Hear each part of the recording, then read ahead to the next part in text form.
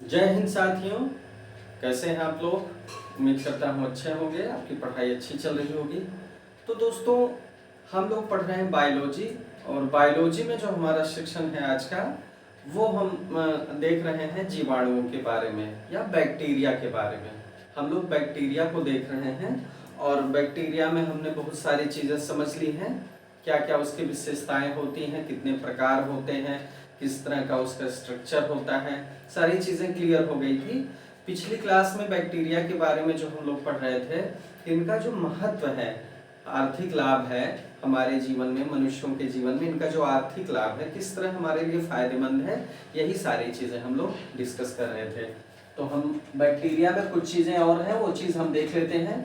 जीवाणु या bacteria, bacteria, ठीक है, बैक्टीरिया। बैक्टीरिया के बारे में हम लोग कुछ और बातें देख लेते हैं कि किस तरह ये महत्वपूर्ण है। आपने देखा होगा चाय के पत्ते, जो चाय की पत्तियां होती हैं, इनकी क्यूरिंग की जाती है। क्या की जाती है? चाय की पत्तियों की क्यूरिंग, ये होती है क्यूरिंग। तो ये क्यूरिंग क्या होती है? ये क्यूरिंग एक तरह से उनकी पत्तियों को सुखाकर जो है उनको और स्वादिष्ट बनाया जाता है, उनमें महक पैदा की जाती है। इस क्यूरिंग प्रोसेस में जीवाणुओं का इस्तेमाल होता है, ठीक है। ये क्यूरिंग प्रोसेस जो होती है उसमें जीवाणुओं का इस्तेमाल होता है।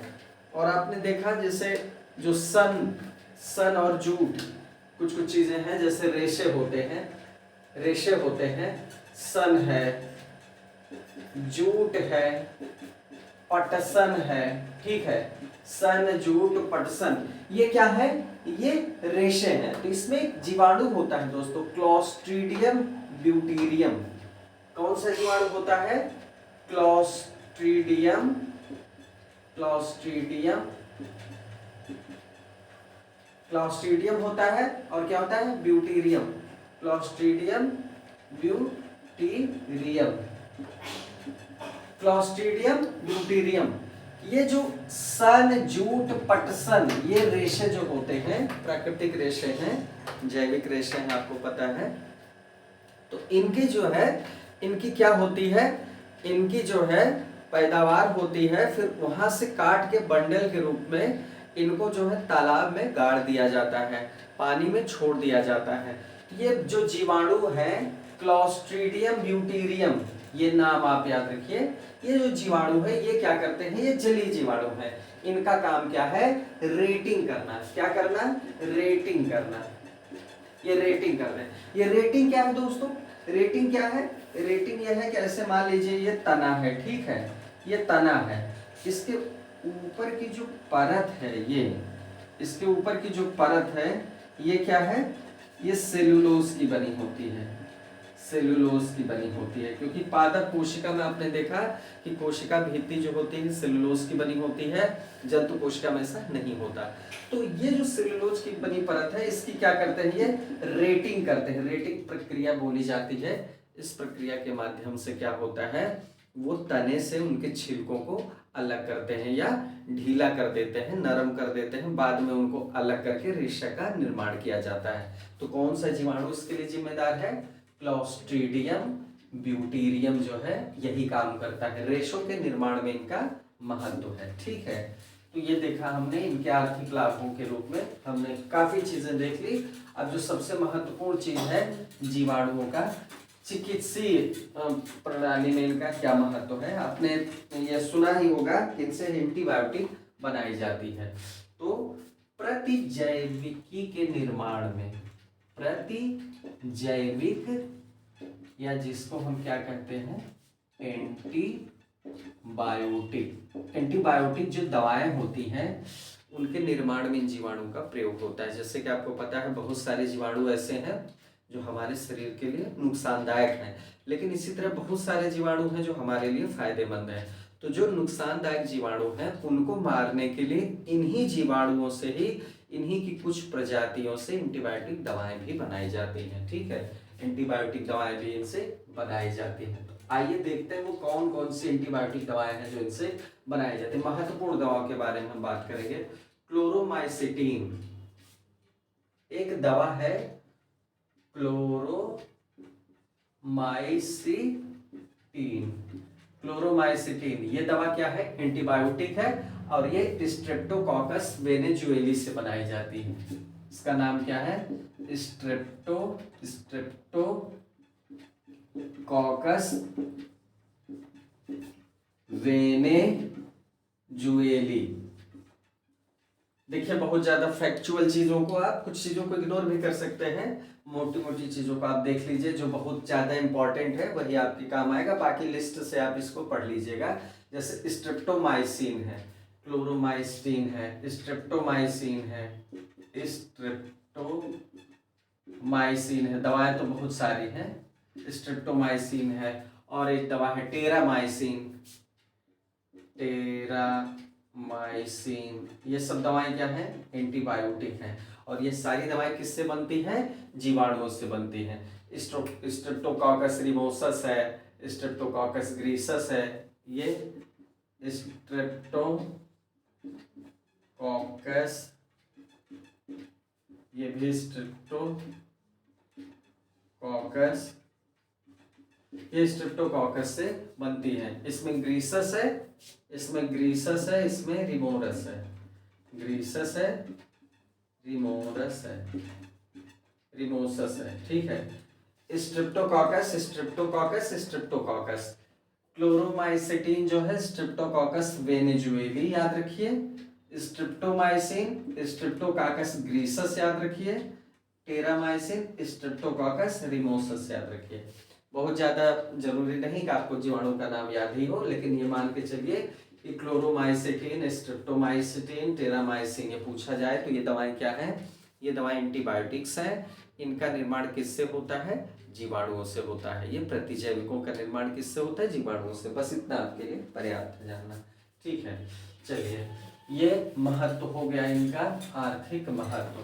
अब जैसा कि आपने देखा ही था कि सड़े गले अवशेष हैं, सड़े गले अवशेष हैं, उनको समाप्त करने का या पूरी तरह से सड़ाने का काम क्या करता है? ये भी जो है ह्यूमस में बदलने का काम जीवाणु ही करते हैं। सड़े गले मृत अवशेषों, इनको डिकम्पोज करने का काम कौन करता है? डिकम्पोज, या इसको कह सकते हैं समझ लीजिए अपक्षय करने का काम कौन करता है? डिकम्पोज करने का काम कौन करता है? डिकम्पोजर्स करते हैं, जिसमें कवक भी आते हैं, जीवाणु भी आते हैं। तो ये जो सड़े गले मृत अवशेष, जो भी जीवित चीजें हैं, जो भी जीवित, चाहे वो पशु हो चाहे वो पौधे हों, जब ये मृत हो जाते हैं, जब ये मृत प्राय हो जाते हैं, तो इनके जो जटिल कार्बनिक तत्व हैं इनको सरल यौगिकों में तोड़ने का काम कौन करते हैं? या तो मृतोपजीवी कवक करते हैं या तो जीवाणु करते हैं। इससे ये तत्व क्या होते हैं? प्रकृति में निर्मुक्त हो जाते हैं। फिर से मतलब जो साइकिल चलती है, मान लीजिए कार्बन जो है किसी रूप में मनुष्य के शरीर में या जीवों के शरीर में है, तो सरल टुकड़ों में तोड़ के वापस कार्बन चक्र में मुक्त कर दिया जाता है जीवाणुओं के द्वारा। वो पृथ्वी में मिल जाते हैं, मिट्टी में मिल जाते हैं, जल में मिल जाते हैं, ठीक है। क्लियर हुआ? चलिए अब देखिए ये इनका योगदान हो गया। अब इसके अलावा इनका क्या महत्व है? इसके अलावा इनका महत्व है, देखिए मनुष्य के साथ ये सजीवी संबंध स्थापित करते हैं। अब देखिए एक जीवाणु का नाम है एशरिया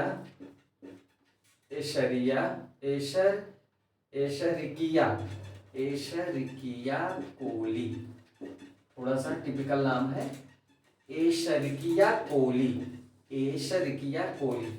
ये जीवाणु महत्वपूर्ण क्यों है? इसका नाम याद रख लीजिएगा, थोड़ा टिपिकल है लेकिन याद कर लीजिएगा, एशरिकिया कोली। ये जीवाणु क्या करता है? मनुष्य से सहजीवी संबंध स्थापित करता है। मनुष्य से सहजीवी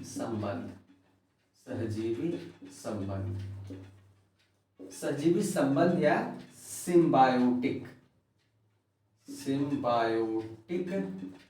रिलेशनशिप।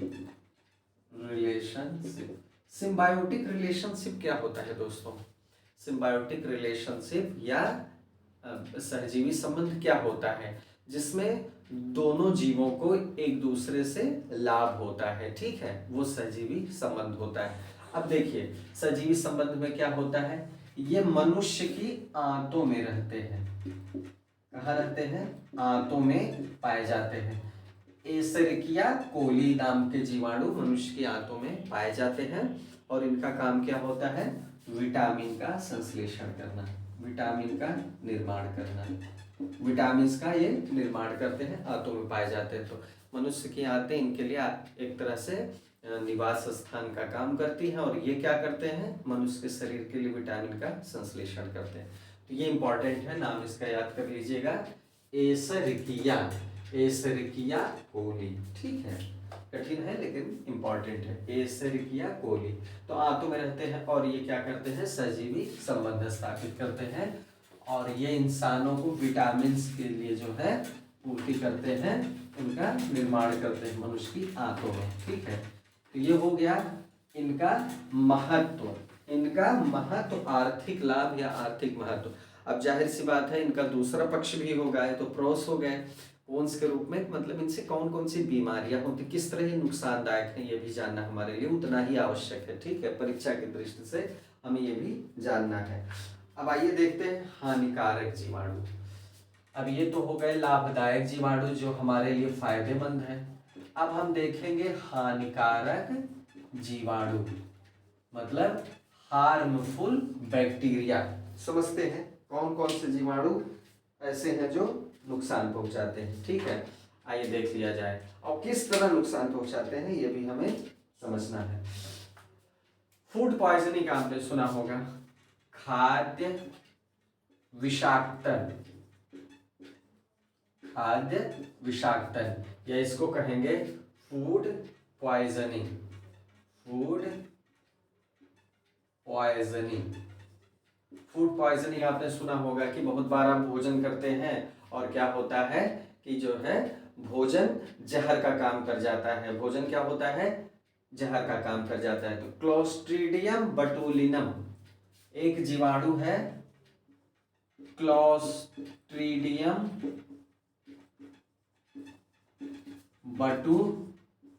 बटुलिनम, ये जीवाणु महत्वपूर्ण है। ये क्या करता है, जो भी आप कभी बाहर खाना खा लेते हैं तो आपने देखा होगा पेट खराब हो जाता है, फूड पॉइजनिंग हो जाती है, वो इसी जीवाणु की वजह से होती है। कौन सा जीवाणु है, क्लोस्ट्रीडियम बटुलिनम। ये जीवाणु क्या करता है, भोजन को संदूषित कर देता है और जो है जहरीला बना देता है, ठीक है। तो फूड पॉइजनिंग में ये क्या करता है, अपना योगदान देता है। तो कहने का मतलब एक खतरनाक जीवाणु हुआ, ठीक है, यह हार्मफुल बैक्टीरिया हुआ। अच्छा, इसको कैसे सड़ाता है, देखिए खासकर देखिए ये मांस की जो चीजें हैं, मांस की चीजों को ये सड़ाता है। याद रखिएगा जो प्रोटीनस पदार्थ होते हैं जिसमें प्रोटीन पाया जाता है, प्रोटीन समृद्ध जो पदार्थ होते हैं, समृद्ध पदार्थों को ये सड़ाता है, सड़ाता है, ठीक है।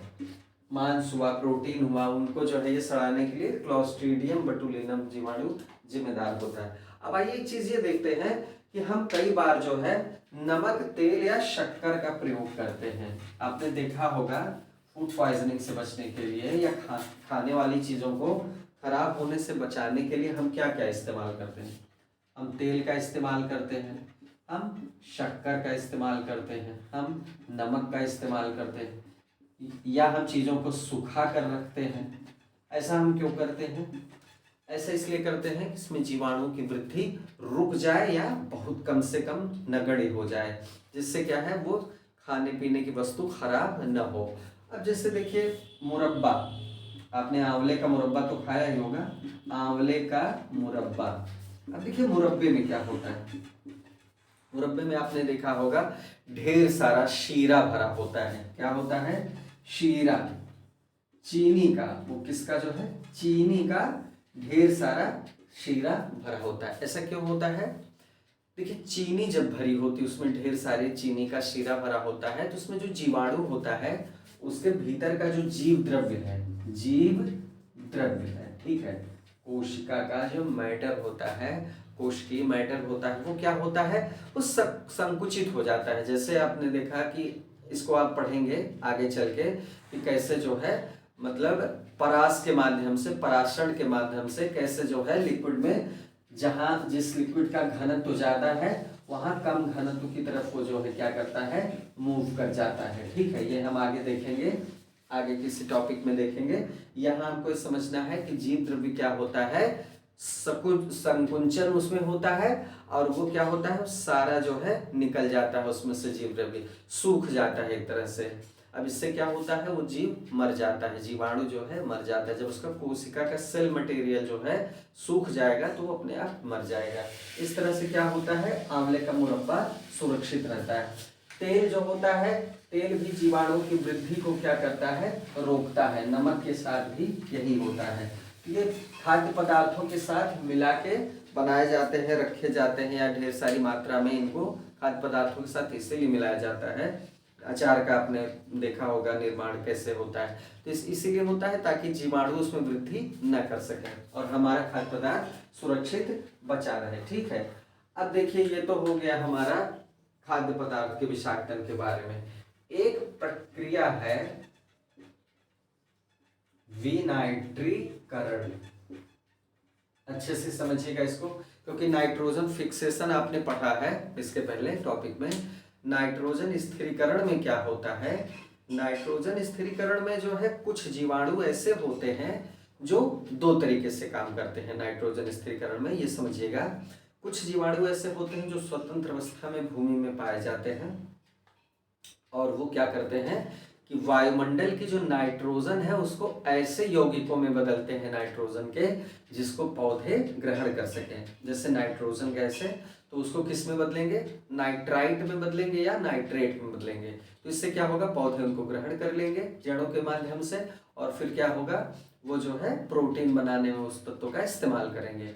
अब देखिए ये तो आपने पढ़ा है। अच्छा, एक जीवाणु और होते हैं जो सहजीवी संबंध बना के रहते हैं, जो लेग्यूमिनेसी कुल के पौधे हैं, मटर जैसे पौधे, उनकी गांठों में जो है आश्रय लेके वो रहते हैं सजीवी संबंध में और वो भी यही काम करते हैं नाइट्रोजन फिक्सेशन का। ये तो हो गया नाइट्रोजन फिक्सेशन का काम, ताकि जो है पौधों को नाइट्रोजन के यौगिक उपलब्ध हो सके। लेकिन ध्यान दीजिएगा, एक जीवाणुओं की कैटेगरी ऐसी भी है जो इसका उल्टा करते हैं।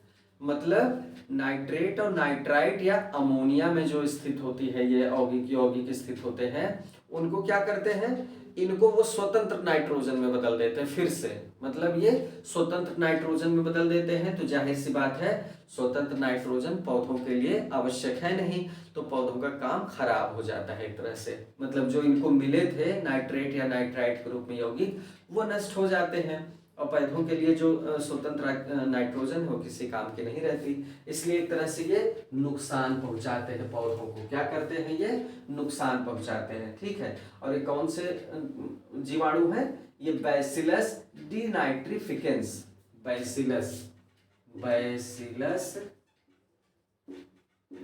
डीनाइट्रिफिकेंस। और वो जीवाणु तो आपको याद ही होंगे जो नाइट्रोजन फिक्सेशन करते हैं। एजेटोबैक्टर है, आपका राइजोबियम है, ये सब क्या करते हैं, एजेटोबैक्टर,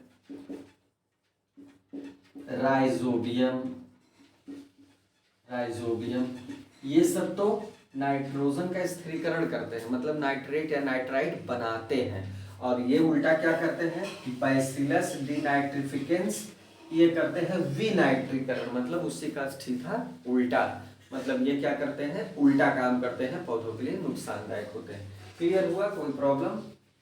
चलिए ठीक है, ये बात आपको समझ में आ गई, विनाइट्रीकरण करते हैं। ठीक है, अब देखिए पादपों में बहुत सारे रोगों, पौधों में बहुत सारे रोगों के लिए भी जीवाणु जिम्मेदार होते हैं। ठीक है, कुछ बीमारियां हैं जो जीवाणु की वजह से पौधों में पाई जाती हैं, जैसे आलू का शैथिल रोग, आलू का शैथिल रोग, आलू का जो शैथिल रोग होता है ये स्यूडोमोनास सोलिनिसेरियम की वजह से होता है। स्यूडोमोनास जाने दीजिए, इम्पोर्टेंट नहीं है या याद करने की जरूरत नहीं है। आप बस इतना याद रखिए कि मतलब पौधों में कुछ ऐसे रोग हैं जो जीवाणु की वजह से, इतने लंबे चौड़े नाम ही परीक्षा में नहीं पूछे जाएंगे, तो आपको परीक्षा की दृष्टि से भी समझना है, आपको विद्वान नहीं बनना है, ठीक है। तो इनके सबके नाम महत्वपूर्ण नहीं है, जो जीवाणु बहुत महत्वपूर्ण है उन्हीं के नाम आपको याद करने हैं, ठीक है। जैसे विब्रियो कॉलेरी है जो हैजा के लिए जिम्मेदार होता है, ऐसे कुछ कुछ जीवाणु मैं बताऊंगा, उनका नाम आप जरूर याद रखें, ठीक है। बाकी देखिए नींबू का कैंकर रोग है, नींबू का रोग होता है कैंकर रोग, नींबू का कैंकर रोग, ये भी एक जीवाणु की वजह से ही होता है, ठीक है। पादपों में ऐसे बहुत सारे रोग, गेहूं का टुंडू रोग है, गेहूं का क्या है, टुंडू रोग, गेहूं का टुंडू रोग। चावल का एक होता है, चावल का अंगमारी रोग, कौन सा रोग होता है, अंगमारी रोग, चावल का अंगमारी, गेहूं का टुंडू, नींबू का कैंकर। बस इतना जान लीजिए कि ये सारे रोग, फलों में जो है क्या होता है, क्राउन गॉल होता है, फलों में एक रोग होता है क्राउन गॉल, ठीक है, क्राउन गॉल।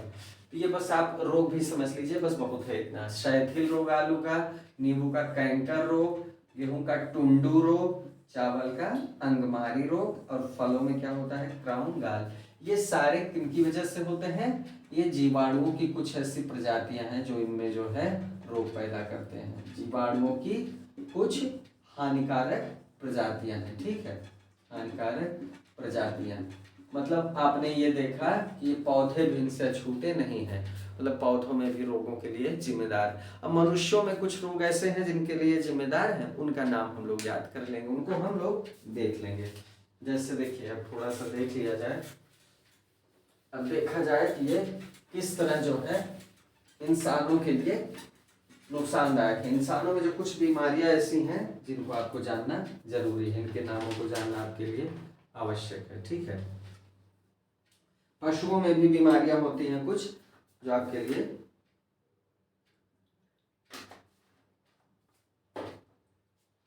आवश्यक है, इनको समझना। आइए देख लिया जाए, पादपों में आपने देख लिया, पशुओं में देख लिया जाए। पशुओं में होने वाले कौन कौन से रोग हैं जो जीवाणुओं की वजह से होते हैं, होने वाले रोग किसकी वजह से, जीवाणुओं से, जीवाणुओं से। पशुओं में देखते हैं कौन कौन सा रोग होता है। एक रोग का आपने नाम सुना होगा, एंथ्रेक्स रोग। क्या है, एंथ्रेक्स, एंथ्रेक्स। ये किस में होता है, भेड़ों में, भेड़ों में एंथ्रेक्स रोग होता है। ये किसकी वजह से होता है, ये होता है बैसिलस एंथ्रेसिस की वजह से। एंथ्रेक्स है इसलिए ज्यादा दिक्कत नहीं याद करने में, बैसिलस, बैसिलस एंथ्रेसिस, थ्रेसिस, ठीक है, बैसिलस एंथ्रेसिस, एंथ्रेसिस, बस, ठीक है। बैसिलस एंथ्रेसिस इसका नाम है, आप याद कर लीजिए, ठीक है। एंथ्रेक्स जो है रोग होता है, इसके लिए जिम्मेदार होता है। अब देखिए एक काला पैर रोग होता है पशुओं में, काला पैर रोग, ये भी किसकी वजह से होता है, बैक्टीरिया की वजह से होता है, बस आप इतना याद कर लीजिए। क्लिस्ट्रोडियम चावेबी की वजह से होता है, बस नाम बहुत इंपॉर्टेंट नहीं है। काला रोग और एंथ्रेक्स रोग का कारण कौन से हैं, कौन से जीव हैं, वो जीवाणु हैं जो पशुओं में रोग पैदा करते हैं। चलिए दोस्तों कुछ अब महत्वपूर्ण देखते हैं वो जीवाणु जो इंसानों में रोग फैलाते हैं, ठीक है, इंसानों में रोग फैलाते हैं। तो लिखते हैं मनुष्यों में, मनुष्यों में रोगों के लिए जिम्मेदार, रोगों के लिए जिम्मेदार, जिम्मेदार जीवाणु। इनको देखते हैं कौन कौन से महत्वपूर्ण, महत्वपूर्ण देख लेंगे हम लोग कौन कौन से हैं वो। एक तरफ लिख लेते हैं रोग और एक तरफ लिख लेते हैं जीवाणु। देख लेते हैं कौन कौन से जीवाणु हैं जो कुछ रोगों के लिए जिम्मेदार है। अब देखिए जैसा कि मैंने आपको पहले बताया, हैजा एक रोग था, हैजा, जिसको हम कालरा भी कहते हैं। इसको क्या कहते हैं? कॉलेरा। कॉलेरा, हैजा, जिसमें उल्टी दस्त होता है, ठीक है, बहुत खतरनाक रूप से शरीर कमजोर हो जाता है, ये होता है जीवाणु की वजह से। देखिए, जब रोगों में सवाल आपको पूछा जाएगा तो ध्यान रखिएगा, उसमें आपको याद रखना है अच्छे से कि कौन सा जो है रोग प्रोटोजोआ की वजह से होता है, कौन सा बैक्टीरिया की वजह से होता है, जीवाणु की वजह से, कौन सा रोग ऐसा है जो विषाणु की वजह से होता है, और फिर अंत में आप पढ़ेंगे जो सबसे महत्वपूर्ण टॉपिक होगा कि कौन सा रोग जो है किसी विटामिन, प्रोटीन या किसी अन्य पोषक तत्वों की कमी से होता है। और ये सेक्शन ऐसा है जहाँ से सवाल बहुत पूछता है और अवश्य पूछता है बायोलॉजी में। तो यहाँ देखते हैं इसके लिए कौन सा जिम्मेदार है? Vibrio cholerae. ये नाम है उस जीवाणु का नाम है जिसकी वजह से होता है हैजा। अब डिप्थीरिया देख लेते हैं, ये बच्चों में पाया जाता है। डिप्थीरिया, डिप्थीरिया किसकी वजह से होता है? कोरिनोबैक्टीरियम डिप्थीरी। बैक्टीरियम डिप्थीरी, ये नाम है इस जीवाणु का। कोरिनोबैक्टीरियम डिप्थीरी वो जीवाणु है जिसकी वजह से क्या होता है? डिप्थीरिया का रोग होता है। अब कोढ़ या कुष्ठ देख लेते हैं। कोढ़ या कुष्ठ रोग, अब ये जान लीजिए कि ये सारे रोग किससे होते हैं? जीवाणु से होते हैं। आपको नहीं पता होगा तो जान लीजिए, माइकोबैक्टीरियम लेप्री, लेप्रोसी कहते हैं कुष्ठ रोग को। क्या कहते हैं? लेप्रोसी। माइकोबैक्टीरियम लेप्रोसी, इसका कौन सा होता है? Mycobacterium leprae. लेप्रोसी मतलब होता है कुष्ठ रोग, तो इसका हो जाएगा माइकोबैक्टीरियम लेप्री। माइकोबैक्टीरियम लेप्री वो जीवाणु है जो कोढ़ या कुष्ठ रोग या लेप्रोसी रोग के लिए जिम्मेदार होता है। ठीक है। अब निमोनिया, डिप्लोकोकस निमोनी देख लेते हैं, निमोनिया भी देख लेते हैं। निमोनिया रोग किसकी वजह से होता है? Diplococcus pneumoniae. ठीक है, डिप्लोकोकस निमोनी किसके लिए जिम्मेदार होता है? निमोनिया के लिए। प्लेग, बैसिलस पेस्टिस, प्लेग देख लेते हैं। Plague, bacillus pestis. Bacillus pestis जो है किसके लिए जिम्मेदार होता है? प्लेग के लिए। प्लेग मतलब किससे फैलता है? जीवाणु से फैलता है, जिसका नाम क्या है? Bacillus pestis. आइए कुछ और देख लेते हैं, कुछ और रोग देख लेते हैं।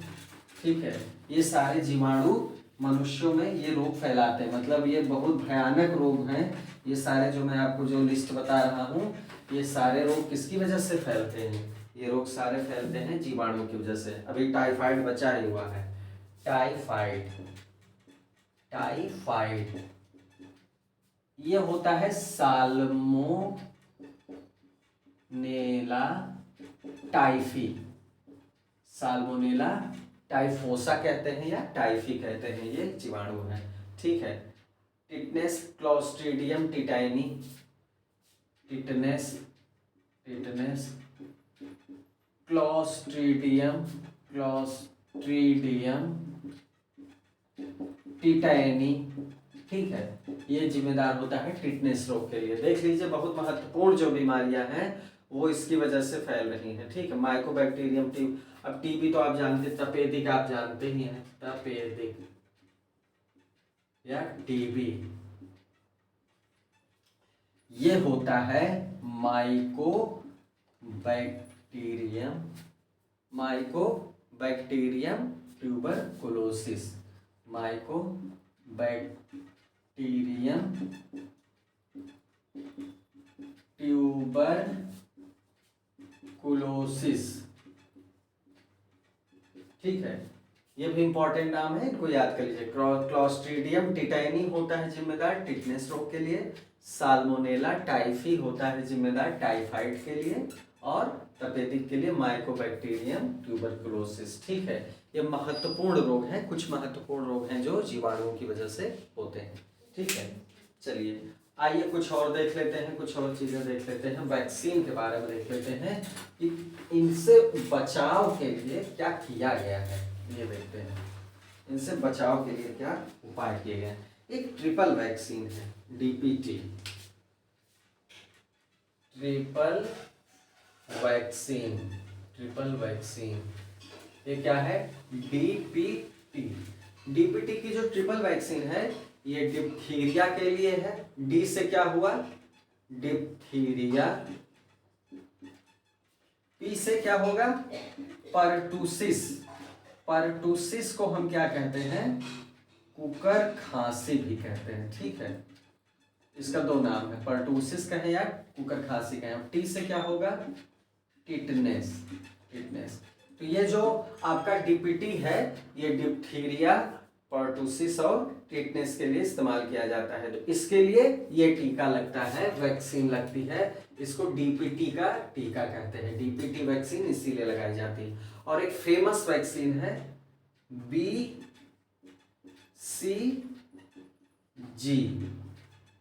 बीसीजी, बीसीजी का टीका किसके लिए लगाया जाता है, ये सवाल पूछा जाता है परीक्षा में, कई बार पूछा गया। Bacillus calamity Guérin, bacillus calamity Guérin, ये बीसीजी का टीका लगाया जाता है टीबी रोग के लिए। टीबी के मरीजों को ये लगाया जाता है। अभी आपने देखा माइकोबैक्टीरियम ट्यूबरकुलोसिस जो बीमारी है टीबी, उसके लिए जीवाणु जिम्मेदार होता है।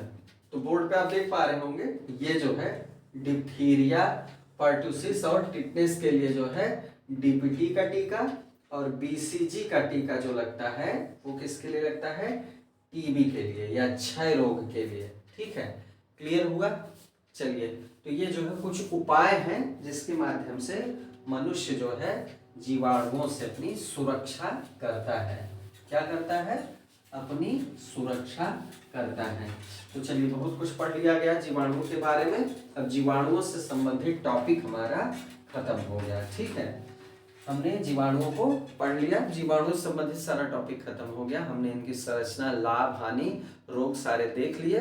और जो सवाल परीक्षा में पूछे जाते हैं उन संबंधित प्रश्नों को जब आप हल करेंगे बीमारियों के सेंस में या आर्थिक लाभों के सेंस में, तो आप जो है अच्छे से और चीज़ों को समझ पाएंगे। तो चलिए, जीवाणु का टॉपिक तो खत्म हो गया। अब आगे एक नया टॉपिक लेके शुरू करेंगे अगली क्लास में। तो आज के लिए दोस्तों बस इतना ही, मिलते हैं अगली क्लास में। जय हिंद।